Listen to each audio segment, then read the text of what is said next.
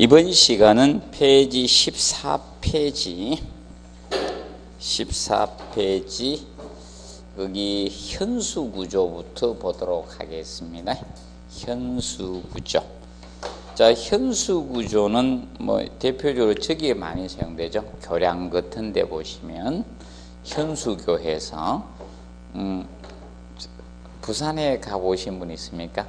저 강안대교, 강안리 해수욕장, 해운대 해수욕장이 아니고 강안리 해수욕장 있죠? 그쪽 가보면 찻집들 이런 거 많죠. 횟집들하고 맞죠? 야경하면 굉장히 좋죠. 그래서 이 현수구조는 케이블로 매단 구조가 현수구조예요. 현수구조는 이렇게 교량을 보시면 교각에 주탑을 이렇게 세워놓고요. 이 교량 상판을 갖다가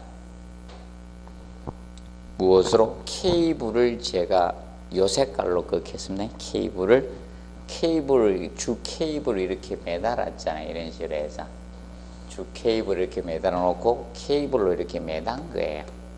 상판을 이렇게 매달아 놓은 형태가 지금 제가 빨간 선 케이블을 뭘로 꺼놨다? 빨간 선으로 끄는 겁니다. 이것이 무슨 구조? 현수구조입니다. 그럼 현수구조는 이 케이블로 매단 구조예요. 이 케이블로 매단 구조가 현수구조예요. 그러면 케이블이 여기 차량이 막 다니까 무게가 실리니까 케이블에는 잡아당기는 힘이 인장력이 발생하겠습니까? 압축력이 생길까요? 인장력. 그래서 이 케이블에 인장력이 작용이 되는 거죠. 인장력이 작용이 되는 거예요. 인장력이 여기에 작용이 돼요. 그러면 케이블 내부 있죠? 내부에 생기는 힘을 보통 응력이라는 용어를 써요. 응력. 보통 부재력이라고도 하는데, 그러면 케이블 내부에는 무슨 응력이 생기는? 인장 응력이 발생이 되는 거예요. 인장 응력이 생깁니다. 응력은 부재 내부에 생기는 힘을 뭐라? 응력이라 해요. 응력이란 것은 부재 내부에 생기는 힘을 응력이라 해요. 응력이 약하면 어떻게? 떨어지는 거예요. 떨어지는 겁니다. 응력이 약하면. 부재 내부에 생기는 힘이 응력입니다. 그러면 현수구조는 기억하실 것이 바로 케이블 내부에는 인장 응력이 지배적인 상태가 되는 겁니다. 그리고 2번에 보시면 셀구조가 나오죠. 2번의 셀구조는 이겁니다. 달걀이나 조개 껍질 원리를 활용하는 거예요. 자, 여러분들 달걀을 보시면, 계란을 보시면 됩니까? 요새 계란을 또 잘 안 드시죠? 맞아요? 드십니까? 요새 또 문제가 생겼으니까 합격된 것만 나올 거 아닙니까? 저는 열심히 먹는데 계란 후라이 하고 막 이랬는데 계란말이 해야 되잖아요. 내가 음식 중에 제일 잘하는 게 계란말이라서 할 수 없이 나는 계란을 계속 먹는 자, 그래서 이 계란이 이렇게 있으면 이 계란 위에 뭐가 올라타가 품어서 닭이 올라타잖아. 닭이 큽니까? 계란이 큽니까? 계란 무게에 비해서 닭은 엄청 큰 거죠.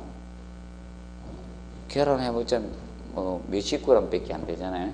그런데 닭은 큰 놈 막 2kg 막 이래 되죠. 올라타는데 안 깨지죠. 그럼 계란 속에 보면 아무것도 없죠. 이거 막밖에 없잖아. 이 공면 막. 맞죠? 이거 외에 안에 기둥 있는 거 보셨어요? 계란을 깨보니까 안에다가 막 벽이 있고 막 기둥이 없죠? 없는데 이거 가지고 견디잖아요. 그래서 이거는 알아두실 점이 이 공면 내응력, 이 공면 있죠? 이 막 같은 공면 내의 응력으로 힘을 전달하는 거죠. 곡면 내응력으로 힘을 다 전달해요. 다른 것은 없죠. 그래서 이 구조 원리가 셀 구조입니다. 셀 구조. 그러면 이 셀 구조는 조개 껍질을 연상하시면 된다. 또는 달걀 껍질 그 곡면의 힘으로 모든 힘을 다 전달을 하는 것이 셀 구조입니다. 그래서 밑에 사진이 시드니 오페라 하우스가 바로 그 원리를 이용해서 만드는 거예요. 간단히만 알아두시고, 그다음에 이제 입체 트러스 구조. 트러스를 입체적으로 짠 겁니다. 3차원적으로. 그래서 거기 선형 부재 있죠. 선형 부재는 단매 가늘고 긴 부재를 선형 부재라고 하죠. 입체적으로 조립해서 각 부재가 축방향력만 받도록 해준 것을 입체 트러스 구조라고 하고, 그래서 얘는 지붕 틀에 사용하는 게 입체 트러스 구조. 입체는 자 이걸 3차원적으로 트러스를 짠 겁니다. 입체 트러스 구조는 알아두시고, 이거는 지붕 틀에서 큰 지붕 틀에 쓰는 거죠. 대규모 지붕 틀에 쓰는 거예요.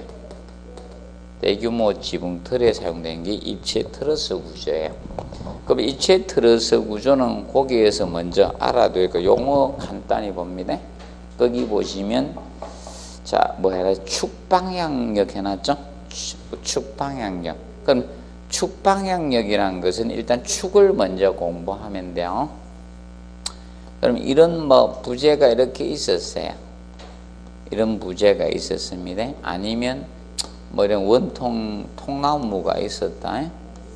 통나무가 이렇게 있었습니다. 자 그러면 보통 축이라는 것은 무엇을 축이라고 하는가 하면 용어상은 이게 축이에요. 이 도면의 중심이 있고 이 도면의 중심이 있죠. 자, 이 도면의 중심을 도심이라고 해요. 도면의 중심을 도심이라고 표현하고 도면의 중심을. 그럼 이 도심과 도심을 연결한 선, 이 연결한 선 이게 축이에요. 여기도 도심이 있겠죠. 여기 도심이 있을 때 이 도심과 도심을 연결한 선이 바로 뭐다? 축이고. 그러면 이 방향이 무슨 방향이다? 축방향이 되는 거예요. 그러면 축방향은 쉽게 뭘 축방향이라 생각하시는가 하면 길이 방향이 무슨 방향이다? 축방향이다. 그래서 앞으로 축방향은 쉽게 무슨 방향이라 생각하면 된다? 길이 방향을 축방향이라고 보면 되는 거예요. 길이 방향. 길이 방향. 그럼 제가 이렇게 썼으면 이게 무슨 방향? 축방향. 어떤 부재가 있어요? 길이 방향, 긴 방향을 뭐다? 축방향이라. 그쪽에 힘만 작용한다. 서로 잡아 당겼다가 넣다는 이런 개념이 됩니다. 그런데 이 트러스 구조들은요, 접합법이 아까 강접합은 누가 강접합이 된다 했습니까? 강접합은 일체식 구조 있죠. 자, 철근 콘크리트나 철골 콘크리트 모든 이 강접합이고, 그러면 이제 입체 트러스 구조, 이는 트러스 구조는 강접합으로 안 만들어집니다. 그다 콘크리트 치면 어떻게 철제에다가 이렇게 된 짜 맞춰 놓은 건데 여기다가 콘크리트 친 거 못 봐죠. 자, 그래서 이 트러스 구조들은 핀접합입니다. 이렇게 동그란 공 같은 데다 톡톡 꼽아놨어요. 입체 트러스는. 이 트러스 구조는 핀접합이에요. 핀은 우리도 저기 사용이 있잖아요. 옛날에 종이 몇 장을 핀으로 이렇게 접합했죠. 핀이 꽉 해준 건 아니죠. 싹 뺄 수도 있죠. 그런데 5핀 한번 꽂으면 영원히 안 맞아요. 뺄 수 있죠. 그래서 이제 보통 핀접합이다 이렇게 보시고, 그러면 강접합은 무엇이 강접합이다? 강접합은 일체식 구조, 철근 콘크리트 구조나 철골, 철근 콘크리트 일체식 구조, 강접합이고, 그래서 이 철골 트러스 구조는 핀접합 개념이 됩니다. 자, 그리고 15페이지 하단에 보시면 커튼홀 구조 나오죠. 커튼홀. 커튼과 같은 월, 월이 사실 뭔가 하면 벽이죠. 월이 벽. 커튼과 같은 벽의 역할을 하는 구조라는 게 커튼을. 그러면 아직 시험은 한 번도 안 났는데 커튼을은 과거에는 사실 비내력벽을 칭하는 용어에 쓰는데 지금은 이것을 커튼을이라고 해요.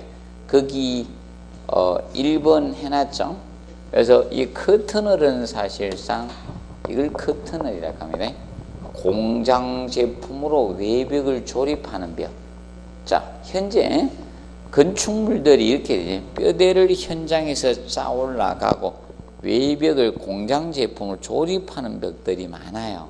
그럼 예를 들어서 제2롯데월드나 있죠. 63빌딩 이런 거 외부 다 조립했잖아요. 그 벽을 뭐라 한다? 커튼월이라고 해요. 커튼과 같은 벽이요. 그럼 커튼이 사실 무슨 역할이었습니까? 옛날하고 지금하고 약간 달라지는데 옛날 커튼은 시선 차단 개념이 됐었죠. 근데 요새는 커튼은 시선 차단 개념이 아니죠. 장식 아닙니까? 커튼 가지고 시선 차단해요? 보통 요새는 뭐가 그 역할을 합니까? 밖에도 블라인드 치잖아요. 맞아요? 블라인드 어떤 블라인드를 보통 많이 합니까? 롤 블라인드는 잘 안 하죠. 쭉 올렸다 쭉 내렸다 하는 거 툭 감내지는 그 롤이고 저 조각난 건 베니시안 블라인드고 맞아? 자, 그래서 이 커튼은 쉽게 공장 제품으로 외벽을 조립하는 벽을 커튼을이라고 해요. 그러면 이 커튼을은 그래서 이걸 꼭 명심하세요. 얘는 내력벽이다 비내력벽이다. 내력벽이 아니에요. 안일비자 붙이네. 자, 그러면 내력벽이 하중이나 이런 것을 지지할 수 있는 벽을 무슨 벽? 내력벽. 힘력자입니까? 힘을 지지할 수 있는 벽이 무슨 벽이다? 내력벽인데 그러하지 못한 벽을 무슨 벽? 비내력벽이라 칭해요. 하중을 지지 못한 상부하중. 그럼 쉽게 이런 것도 비내력벽이잖아요. 상부하중 분담 안 하죠. 언제든지 뜯었다 붙였다 할 수 있으면 이런 것은 무엇이다? 비내력벽이에요. 철거에도 전혀 이상이 없는 거. 그런데 철거에도 문제거든. 그래서 우리도 사실 이거잖아. 비계살은 좀 줄이도 문제가 안 되죠. 맞죠? 좀 빼면 건강해지죠? 맞아요? 그런 것들은 관계없는데. 자, 근육이 준다는 것은 심각한 문제죠. 자, 어떤 분이 각중에 확 빠집니까? 보통 각중에 몸무게 확 빠지면 뭐가 있는 분들이 확 빠집니까? 당 조절이 안 되는 이제 환자들이죠. 암이는 이리고 하는데 당 조절 안 되는 사람도 있죠. 확 빠지잖아, 각중. 근육이 쏙 다 빠지죠. 그래서 비내력벽이 커튼이다. 그러면 커튼은 그러면 상부 하중을 분담한다 안 한다? 안 한다는 게. 그래서 우리도 이거잖아. 비계살 많으면 힘을 많이 쓰는 거 아니죠? 그걸 항상 연상하시면 돼요. 이것을 커튼월이라고 칭한다. 정도 한번 보시고. 그래서 3번 거 보시면 해놨죠. 2번 알아두시고 3번 기계화 시공으로 가설공사가 간략화된다. 자, 가설공사는 이걸 가설공사라고 해요.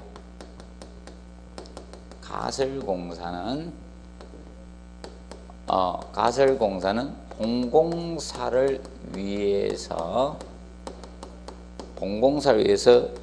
설치를 합니다. 본공사를 위해서 설치를 합니다. 설치하고 본공사가 완료되면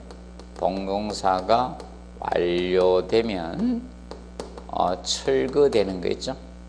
철거되는 공사가 가설공사입니다. 가설공사. 자, 그러면 공사를 위해서 필요했다가 나중에 공사가 완료되면 다 해체되는 거예요. 이것이 무엇이다? 가설공사입니다. 그래서 여성분들이 이걸로 지금 퍼마를 하기 위해서 설치했던 거 파마 다 되면 다 제거하죠. 감는 거 하고, 맞지? 고무줄도 필요하고 캡도 필요하고 이랬는데 그런 게 무슨 공사다? 가설. 자, 그럼 여러분들 가설공사의 대표적으로 보면 저런 것도 있죠. 공사장에 보면 위에서 뭐 떨어질까봐 낙하물 방지망도 설치하고, 그다음에 밖에 파이프 막 조립해 놓은 거 있죠. 그런 게 다 무슨 공사? 가설공사다. 본공사를 위해서 설치했다가 본공사 완료되면 철거되는 공사들이 했지. 그것이 가설공사가 됩니다. 자, 그리고 넘겨서 그 다음에 이제 17페이지 보시면 17페이지 보시면 16페이지에 그 하나만 하고 갈게. 거기 6번에 보면 실링제 나오죠. 실링제. 자, 이 실링제라는 것은 이걸 실링제라고 합니다. 지금 조립 구조나 커튼을 구조하면 조립을 하잖아. 그러면 재료와 재료 사이에 뭐다? 조인트 줄눈이 생깁니다. 자, 예를 들어서 63빌딩이 외벽이 무엇으로 조립됐습니까? 유리로 조립됐잖아. 그 큰 유리가 한 장으로 될 수는 없으니까 유리를 여러 개를 조립할 수밖에 없죠. 그러면 유리와 유리 사이 조인트 줄눈이 생기죠. 원래 줄눈이라는 것은 저걸 줄눈이, 재료와 재료 사이를 줄눈이라고 해요. 재료와 재료 사이. 그래서 이 실링제는 쉽게 줄눈 재료다 이렇게 보시면 돼요. 조립식 구조나 이런 커튼을 공법에 뭐다? 줄눈 재료가 뭐다? 실링제. 그럼 쉽게 여러분들 실리콘 쏜다는 거 많이 들어봤죠? 그것이 무엇이다? 실링제. 그러면 여러분들 아파트로 오시면 이게 실링제입니다. 실링제. 샤시하고 뼈대하고 사이 재료가 틀리잖아요. 샤시는 뭐 PVC나 금속 샤시를 많이 설치했죠. 틀이. 그런데 콘크리트잖아. 구조체가 벽돌이나 이런 거죠. 그럼 그 사이에다가 실리콘 쌌죠. 그런 게 무슨 제? 실링제. 이게 줄눈 재료가 실링제다.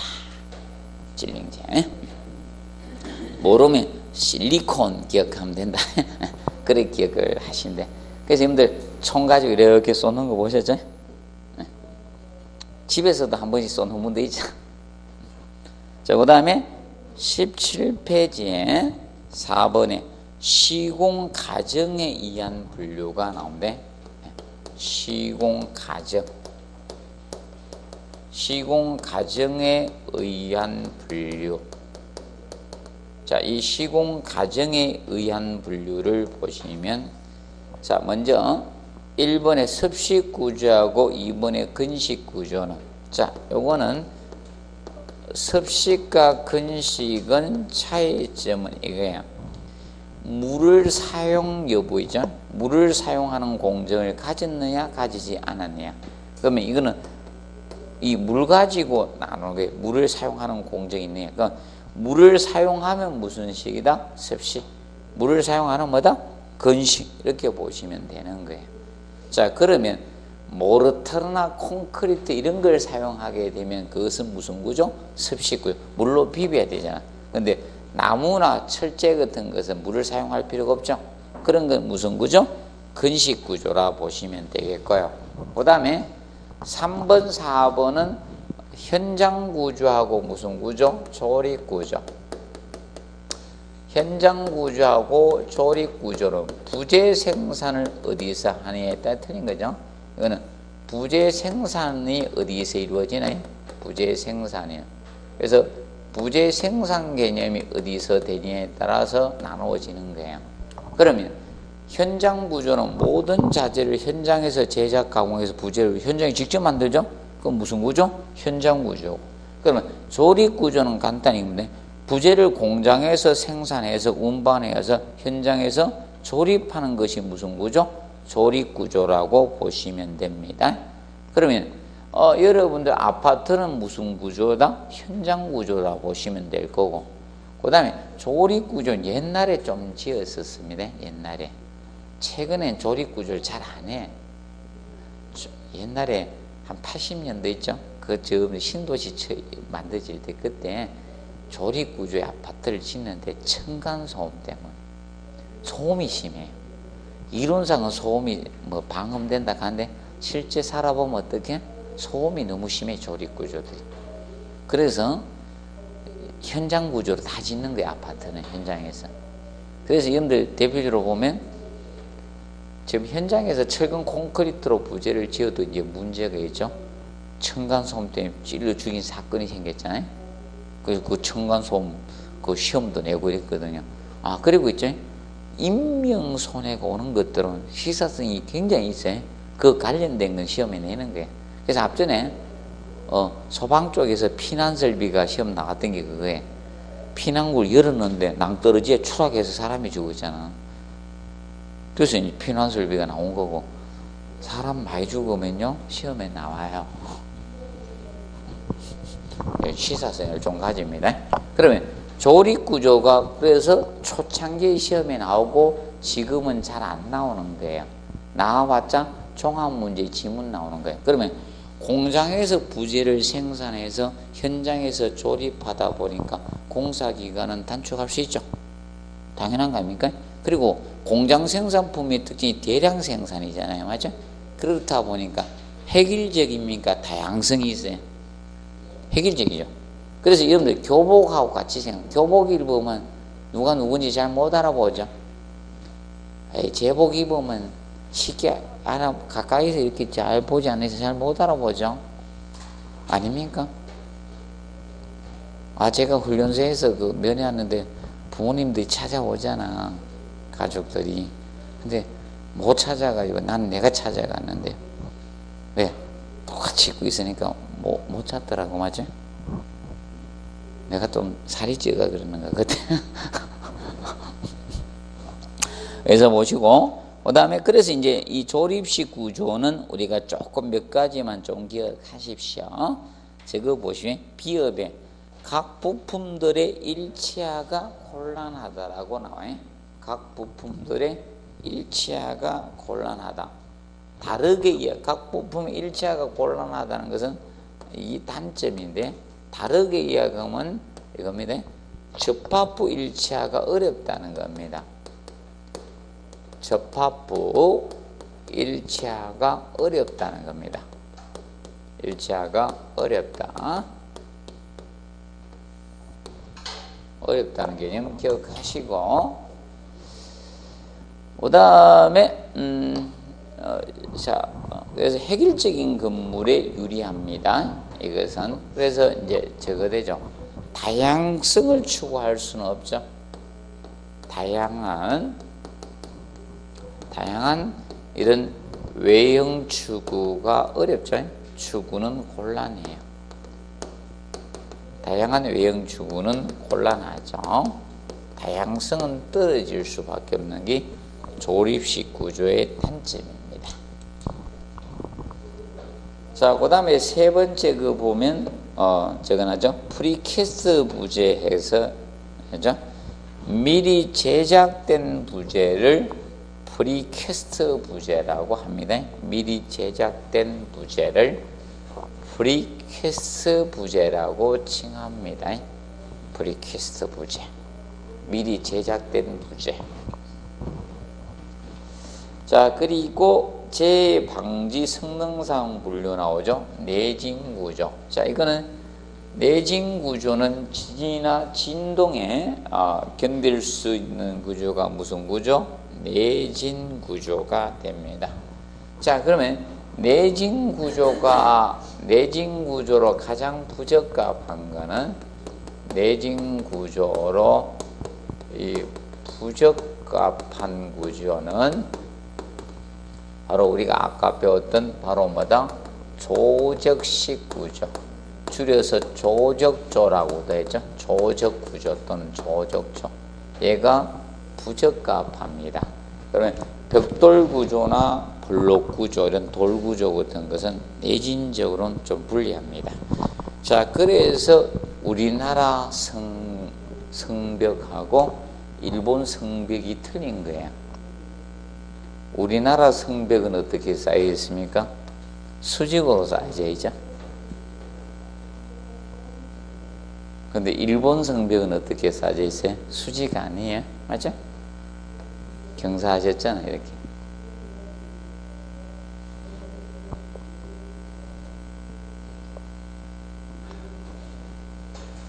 자, 인터넷 검색 일본 안 가봐도 돼. 오사카 성을 딱 쳐봐. 오사카 성이 성벽이 이렇게 경사졌죠.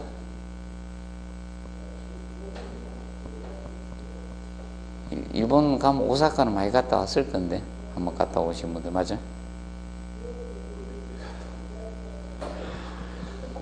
그냥 봤을 겁니다. 아, 그럼 우리나라에 저기 있잖아요. 저기 외성이 있잖아요.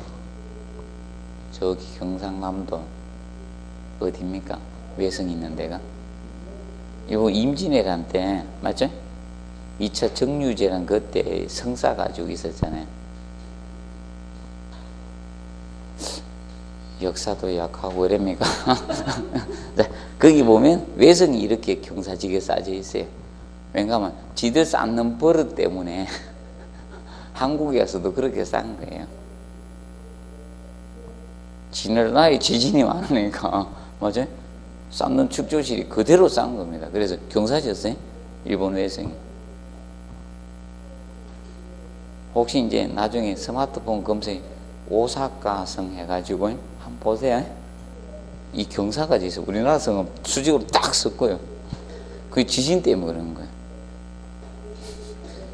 이래 해놓으면 지진에 붕괴되기 쉽죠. 그래서 이 경사지게 쌓아놓은 겁니다. 자, 보시면 될 거예요. 그 다음에 내하구조. 하재에 견딜 수 있는 구조가 무슨 구조다? 내하구조가 됩니다. 내하구조. 그럼 내하구조는 하재에 견뎌야 됩니다. 그래서 일정 시간 견뎌낼 수 있어야 된다는 겁니다. 일정 시간 동안 견뎌낼 수 있어야 됩니다. 그래서 내하구조라고 하는데, 그래서 벽에서는 그 기억 보십시오. 철근 콘크리트조나 철골 철근 콘크리트는 두께가 얼마 이상? 10cm 이상만 되면 된다. 10cm. 자, 그래서 모든 것을 다 외우실 필요는 없고요. 이걸 언제 다 외워? 맞죠? 다 외우면 돌아번지겠죠? 자, 그래서 센치가 10cm는 공부를 잘 하셔야 돼요. 혹시 센치가 나오는데 5cm, 10cm 이런 거 좀 나와요. 조금 제가 앞으로 몇 개씩 가르쳐 줍니다. 그런 건 조금 공부해 놓으세요. 언제 이거 다 외우고 있습니까? 나올지 안 나올지도 모르고. 그래서 그거 일단 봐두세요. 그리고 저거 봅니다. 19페이지 보시면 4번에 바닥의 경우 나오죠. 바닥의 경우. 기억 보시면 철근 콘크리트조 또는 철골 철근 콘크리트조 두께가 몇 cm? 10cm 이상 돼. 자, 바닥이든 벽이든 철근 콘크리트로 지금 아파트가 많이 지어지잖아요. 몇 cm 이상이 됩니다. 10cm 이상이면 된다 이겁니다. 자, 그러면 아파트 벽은 이거보다 바닥판 다 두꺼워요. 바닥판이 현행 아파트가 지금 최근의 아파트 있죠? 얼마로 설계되고 있는가 하면 21cm로 설계되고 있어요. 10cm 이상 됐죠? 그럼 내하구조가 된 거예요. 이건 최소 기준이죠. 최소한 몇 cm? 10cm 이상은 대주면 된다 이거거든. 근데 현행 아파트는 그 내하구조 성능만 맞추는 게 아니라 여기에 맞춰진 겁니다. 층간소음. 층간소음 때문에 21cm로 가고 있어요. 현재. 왜냐하면 위층에서 뛰니까, 자, 여러분들이 얇을수록 진동이 크게 들리잖아. 맞죠? 요란해지죠. 맞죠? 얇게 되면. 그래서 깡통 봐요. 차면 엄청 요란하죠. 안 차면 맞죠? 빈 깡통 얇으면 맞죠? 그래서 역사가 이렇게 됐습니다. 가구 아파트는 일단 두께가 원래 구조상 최소 두께는 8cm인데 아파트 슬래브 두께 12cm로 설계를 하고 있었거든. 라멘 구조에서. 그러다 이제 벽식 구조 들어오면서 두께가 15cm로 됐는데 자꾸 소음시마다 해서 18cm로 18 뛴다고. 12에다가 15에다가 3cm잖아요. 18로 갔다가 이번에 21이 된 거예요. 얼마죠? 그래서 이제 사람이 자꾸 많이 죽으니까 두껍게 간 거예요. 바닥판을 두껍게 설계 하는 거예요. 자, 보시고, 그 다음에 19페이지 하단에 무슨 구조? 방하 구조. 자, 하재로부터 연소를 방지할 수 있는 구조인 거예요. 그럼 이거는 하재 견딜 수 있는 구조는 아니고, 하재 견딜 수 있는 구조는 무슨 구조? 내하 구조고, 얘는 단지 하재로부터 연소를 방지한다. 그래서 방하야. 그래서 방하 구조입니다. 방하 구조입니다. 자, 그러면 얘는 견딜 수는 있다 없다? 없고요. 연소, 하랄타는 연소 현상을 안 나타내는 구조다 이겁니다. 그럼 예를 들어서 철근 콘크리트 같은 거는 내하 구조이지만 쉽게 이런 거 석고판 이런 거 있죠. 맞죠? 그런 것들은 견딜 수는 없고요. 단지 방하 구조다 이게 방하 구조. 그럼 누가 좋은 거야? 내하 구조가 좋은 거고 방하 구조는 그거보다 좀 떨어지는 거다 이렇게 보시면 됩니다. 그럼 그래서 그 20페이지 보시면 그 박스에 보면 방하 구조가 나오는 거예요. 두께가 얇잖아. 그래서 아까는 두께는 두꺼웠죠. 내하 구조는 맞죠? 근데 이거 한번 보세요. 철망 모로타로서 그 발음 두께 2cm 이상 맞죠? 얇잖아 두께가. 그리고 2번이나 거기 3번에 보면 합계가 얼마 됩니까? 뭐가 합치는 거 안 해도 돼요. 합계가 얼마? 2.5cm 이상 되는 거 맞죠? 그래서 이거는 방하 구조. 그래서 그러면 누가 좋은 거예요? 내하 구조가 좋은 거죠? 내하 구조. 그럼 방하 구조는 아파트가 여기가 방하 구조라고 보시면 돼요. 방하 구조에 해당되는 데가 어디가 방하 구조인가? 상식적으로 재수업을 받은 분들은 안전해야 되니까 저는 안전에 대한 걸 많이 강의해줘요. 그리고 좀 하셔야 돼. 그러면 여러분들 아파트 보시면 이렇게 돼 있잖아요. 지금 현재 옆으로 간 건 4호 라인으로 이런 형태로 4호 라인이 가잖아. 그럼 중앙에 계단실 두고 엘리베이터 홀도 있잖아요. 엘리베이터 두잖아요. 이런 식으로 해서 EV 엘리베이터 두고요. 이런 형태 중간에 홀이 있잖아. 홀에서 1호, 2호 라인 이렇게 들어가잖아요. 엘리베이터 이렇게 있으면 그럼 1호 이렇게 1호 라인, 2호 라인, 3호 라인, 4호 라인 이렇게 가잖아요. 그러면 여기가 거실 쪽이다. 거실 쪽에 보통 발코니 두죠, 맞아? 거실에 베란다 있어요, 없어요? 있죠? 확장한 데도 있고. 그럼 침실 앞에는 발코니 있잖아, 맞아? 예, 베란다 있잖아. 발코니라고 하는데 여러분들 다 뭐라 한다? 베란다 이러잖아. 베란다는 앞에 정원이 있어야 되는데. 그러면 이걸 앞에 있는 걸 리빙 발코니라 해요. 그래서 입주인한테 이야기 잘 못 알아들으면 베란다 이렇게 이야기하면 돼. 리빙 발코니에 되면 못 알아듣잖아요. 그러면 베란다 이렇게 하시고 내가 네 위에다 용어도 이걸 반드시 표출할 필요 있어요. 맞아? 잘 모르면 쫄리죠. 외국인들 보면 우리나라 사람 많이 쫄죠. 왜? 못 알아들으니까. 맞죠? 나는 한국말로 다 합니다. 무조건 알아들을 때까지 바디랭귀지로 해줘. 난 뭐 가르쳐는 주는데 나도 못 알아들어가지고 영어를 싫어해가지고 외국인 오면 가르쳐는 줍니다. 그 사용하는 방법 이런 거. 바디랭귀지가 온 전 그거죠. 만국통화. 그럼 이 뒤쪽에는 있죠. 뒤쪽에 있는 발코니, 이 거실 반대편에 있는 것을 서비스 발코니라 해요. 여러분들 용어로 베란다. 주방 쪽 이런 데 있죠. 그걸 뒤쪽에 있으면 뭐다? 서비스 발코니. 뒤쪽에 있는 것을 서비스 발코니라고 하는데, 자, 그러면 여기 있어요. 2호 라인하고 3호 라인 사이에 리빙 발코니, 요게 벽, 여기 방화 구조로 되어 있어요. 얘가 제발 명심하자. 세대가 나머지 벽이 있죠. 이런 데 있죠. 다른 데 있죠. 다른 데 이런 벽들은 전부 다 내화 구조로 되어 있어요. 철근 콘크리트 벽으로 되어 있어요. 발로 차면 아파. 발이 아파요. 안 부서지고. 근데 여기는 방화 구조로 되어 있기 때문에 근상한 남성이 발로 차버리면 뚫리는 거예요. 그럼 이리 뚫고 이 계단으로 하재 때문에 못 내려가죠. 그러면 이쪽을 통해서 내려갈 수 있도록 해주는 거예요.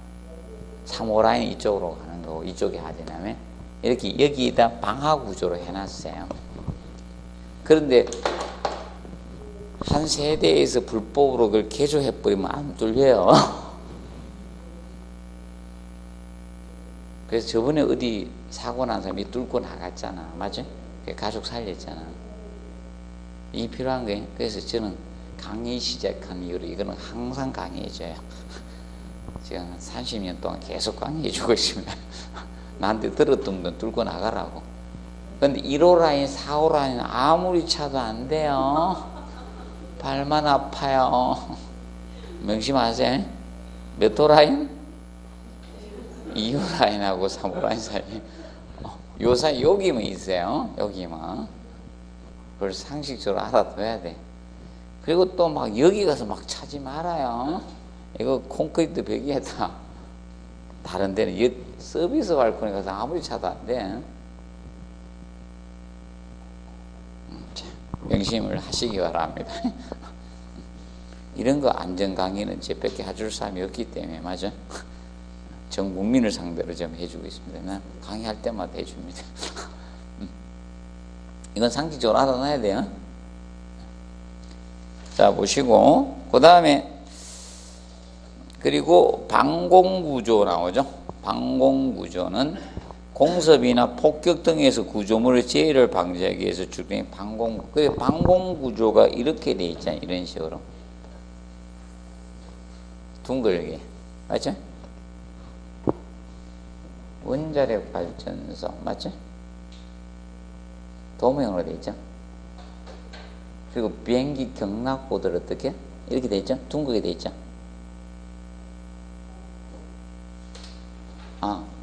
그러니까 포탄이 맞아도 있죠. 직격탄을 맞지 않는 말이죠. 빛 맞으면 빗나가라 이게. 그래서 둥글게 되는 게 보통 방공구조, 원자력 발전소라든지 있죠.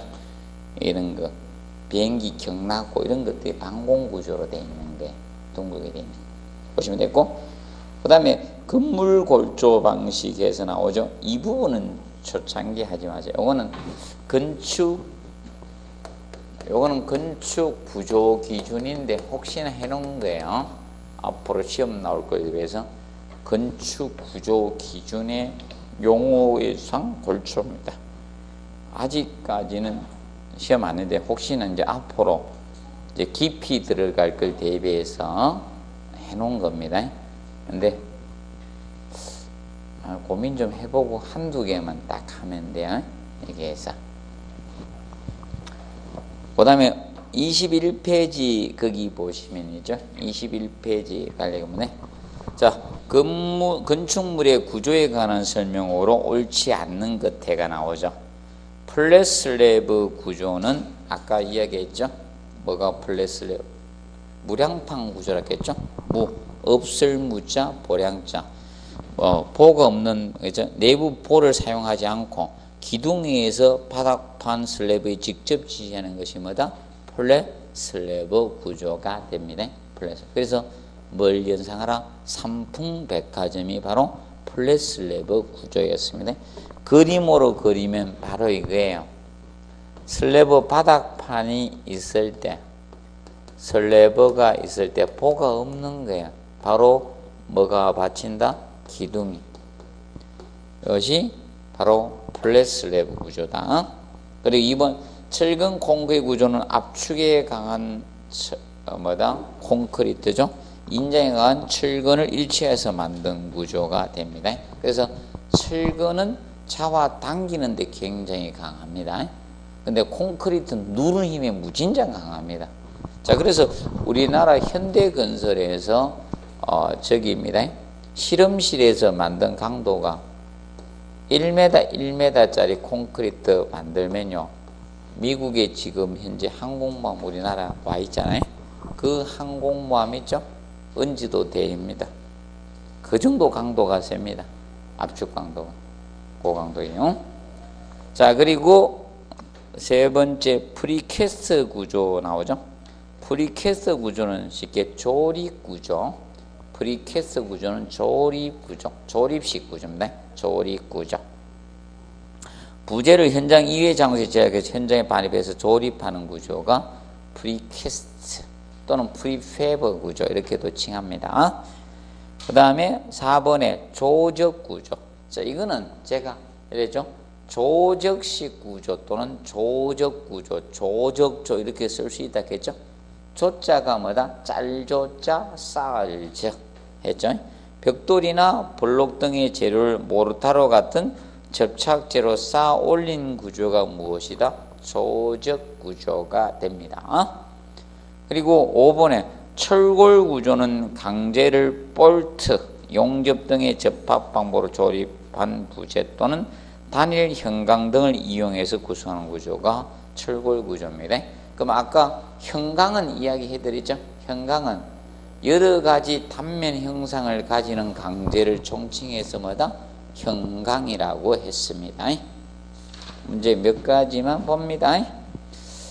뭐 다는 안 하고요. 그 다음에 3번 문제 보도록 하겠습니다. 3번 문제 보시면 건축물 구조에 관한 설명으로 옳지 않는 것은 해가 나왔습니다.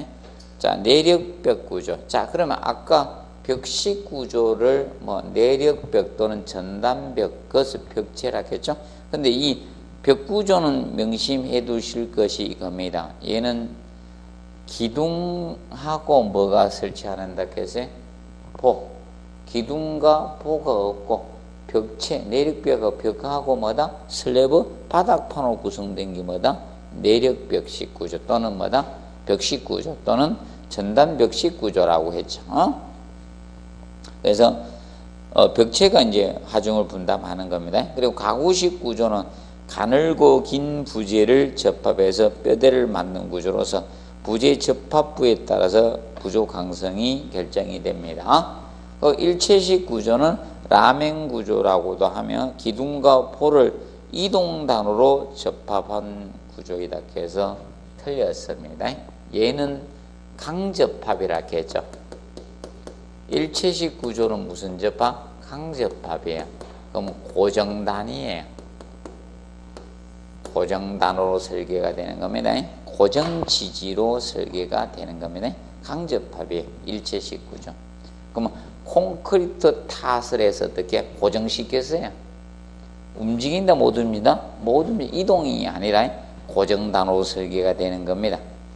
강접합이라 기억하세요. 일체식 구조는 무슨 접합? 강접합. 강하게 접합해서 고정시킨 거예요. 못 움직이네. 그 다음에 조적식 구조는 벽돌, 시멘트, 블록 등의 접착제로 쌓아 만든 구조가 조적식 구조고, 그 다음에 5번 조립식 구조는 부재를 규격화해서 미리 공장에서 생산 가공한 후 현장에서 조립하는 구조가 조립식 구조의 개념이 됩니다. 자, 그리고 뭐 4번 문제 보시면 이런 하중적인 측면 문제죠. 구조물에 작용하는 하중을 장기 하중과 단기 하중으로 나눴을 때 다음 중 단기 하중이 아닌 것. 자, 이런 것은 단기 하중을 다 외우실 필요는 없다 했죠. 그럼 뭘 공부하면 된다? 장기 하중을 알아주면 된다 했죠. 장기 하중, 건물에 작용되는 장기 하중, 건물의 고정 하중하고 무슨 하중? 고정 하중하고 적지하중이죠. 할하중, 고정하중하고, 그래서 그거 해주시면 되죠. 그러면 풍하중은 바람이죠. 바람. 바람은 건축물에 지속적으로 작용할 수 없죠. 단기하중이고, 지진도 건축물이 지속적으로 작용할 수는 없잖아요. 단기하중입니다. 그럼 구조물의 자중이 뭐라 했습니까? 고정하중이잖아요. 구조물의 자중. 자중은 바로 어디에 속했다? 고정하중이었습니다. 고정하중. 고정하중하고 하라중은 무슨 하중이다? 장기하중에 속합니다. 자, 그런데 4번 적설하중은 주의할 것이 이 점을 명심해 주면 돼요. 적설하중은 지역이 주어지면 주의하겠죠. 일반 지역에서는 단기하중으로 보지만 적설하중은 다설 지역은 항상 주의하세요. 다설 지역에서는 이 적설하중 눈의 무게죠. 적설하중을 뭘로 설계한다? 장기하중으로 봐줍니다. 장기하중에 속합니다. 다설 지역에서는. 그 점을 우리가 알아두시면 되겠습니다. 자, 그리고 6번. 자, 기출문제 한번 보면 굉장히 쉬워요. 이렇게 낸 적도 많죠. 그 다음에 건축물의 자체의 중량과 같이 크기 변화가 거의 없으면 장기적으로 건물 자체의 중량이 무슨 하중? 고정? 하중. 사중이 될 겁니다. 그리고 2번 적재하중을 뭐다? 하라중. 자, 그래서 교수님들이 이 문제를 내면요 아주 상세하게 앞으로 어떤 용어를 쓰겠다고 거기다가 써놓아요. 여기 문제 보다시피. 그래서 1번, 2번 있는데 사중, 하라중이라고도 했죠. 갈로석에.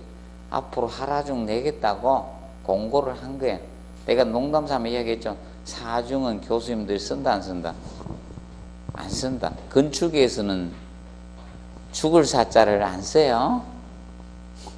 그래서 4층에 엘리베이터 무슨 층이라 써놨다?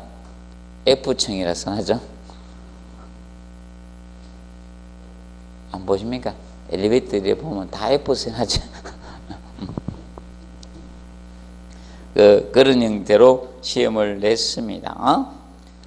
그 다음에 넘겨보시면, 그래서 이제 7번 이제 하라중 개념이 이렇게 나오는 거예요. 이제 거기 8번에 있죠? 8번 문제, 7번 문제는 1번에, 하라중은 뭐가 하라중이라 했어요? 건축물을 사용 점유함으로써 발생하는 하중이라 했죠. 사람이나 가구나 물건 이런 등의 무게라 했죠. 근데 그게 구조체 자체의 무게나 구조물 지속적으로 구조물에 작용하는 하중, 이거는 뭐다? 무슨 하중? 고정하중, 사하중에 대한 설명이잖아. 이렇게 해서 시험을 냈던 거예요. 그런데 그 8번 문제 보시면 공동주택에 적용되는 용도별 기본 등본포 하라중의 가장 큰 것은 이렇게 해가지고 나왔습니다. 그럼 기본 거실 용도들은 전부 다 얼마라 했어요? 거실은 주거용 건축물의 거실은 얼마로 설계한다? 자, 앞에 가서 보고 옵니다. 2.0이었죠. 자, 5페이지 봅니다. 5페이지 보시면, 자, 기본 등본포 하라중 표가 나와요. 근데 그 1번에 주택 나오죠. 주거용 건축물의 거실. 여기서 거실은 뭐가 거실이라 했어요? 여기서 거실은 거주, 집무, 집회, 작업, 오락 등의 용도로 사용되는 방이죠. 용도로 사용되는 방을 전부 다 뭐라 한다? 거실이라 해요. 다 거실이라 해요. 이걸 거실이라 해요. 그럼 거실도 거실이고, 맞아? 주방도 거실이고, 침실도 거실이고, 다 거실이다. 거주하든, 집무하든, 집회든, 작업하든, 오락을 하든, 이걸 다 거실이라 한다. 자, 그런데, 그럼 2km 좀 더 제곱미터인데, 자, 6페이지 봅니다. 6페이지 거기에 표에 16번에 보면 뭐가 나온다? 발코니가 나오죠. 발코니. 출입바닥 하라중에 몇 배로 한다? 1.5배로 한다. 16번에 나오죠. 출입바닥 하라중에 몇 배? 1.5배. 근데 옛날엔 별도로 이렇게 돼 있었지. 옛날은 어떻게 돼 있었는가 하면, 여기 적용된 것은 이겁니다.